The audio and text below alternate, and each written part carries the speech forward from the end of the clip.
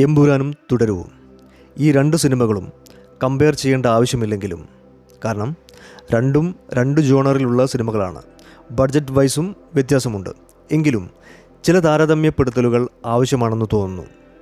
ഒന്നാമതായി budget. എമ്പുരാൻ്റെ budget നമുക്കറിയാം, വളരെ വലിയ ബഡ്ജറ്റാണ്. വലിയ ക്യാൻവാസിൽ ഇറങ്ങിയ പടമാണ്. പക്ഷേ തുടരും ചെറിയ ബഡ്ജറ്റിൽ ഇറങ്ങിയ സിനിമയാണ്. എമ്പുരാന് വളരെ വലിയ പ്രൊമോഷൻസ് എല്ലാം നടത്തിയപ്പോൾ തുടരും സിനിമയ്ക്ക് ഏറ്റവും കുറഞ്ഞ പ്രൊമോഷനാണ് നടത്തിയത്. പാൻ ഇന്ത്യൻ ലെവലിൽ എമ്പുരാൻ്റെ റിലീസ് ശ്രദ്ധിക്കപ്പെട്ടു. പക്ഷേ തുടരും എന്ന മൂവിയെക്കുറിച്ച് മലയാളികളല്ലാത്തവർ കേട്ടിട്ട് പോലും ഉണ്ടായില്ല. നൗ ദ ക്വസ്റ്റ്യൻ, എന്നിട്ടും തുടരും എന്ന സിനിമ എങ്ങനെ 200 കോടി കടന്നു? എമ്പുരാൻ്റെ റെക്കോർഡിലേക്ക് കുതിക്കുന്നു. സിനിമയുടെ സ്റ്റോറി നല്ലതാണെങ്കിൽ, നമ്മെ പിടിച്ചിരുത്തുന്നുണ്ട് എങ്കിൽ ബാക്കിയെല്ലാം പ്രേക്ഷകർ ചെയ്തുകൊള്ളും. തുടരും എന്ന സിനിമ പ്യുവർ മൗത്ത് പബ്ലിസിറ്റിയിലൂടെ പ്രൊമോട്ടഡ് ആയതാണ്. തുടരും സിനിമ കണ്ട നോൺ കേരളൈറ്റ്സ് എല്ലാവരും വളരെ നല്ല അഭിപ്രായമാണ് സിനിമയെക്കുറിച്ച് പറഞ്ഞത്. അവർ മറ്റുള്ളവർക്കും റെക്കമെൻഡ് ചെയ്തു, പ്രത്യേകിച്ചും യൂട്യൂബേഴ്സ്.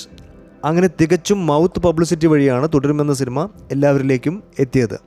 എമ്പുരാൻ 250 അധികം കോടി നേടിയെങ്കിലും അതിൽ കൂടുതൽ നേടുമെന്ന് പ്രതീക്ഷയുണ്ടായിരുന്നു. മിക്സഡ് അഭിപ്രായമാണ് എമ്പുരാൻ നേടിയത്. എനിക്ക് പേഴ്സണലി തോന്നിയത്, ആദ്യത്തെ 30-45 മിനിറ്റിൻ്റെ ഇൻറ്റൻസ് ഇമോഷൻ സീൻ കഴിഞ്ഞ് പ്രത്യേകിച്ച് വേറൊരു സീനിലും ഇമോഷണലി നമ്മെ കണക്ട് ചെയ്യിച്ചില്ല.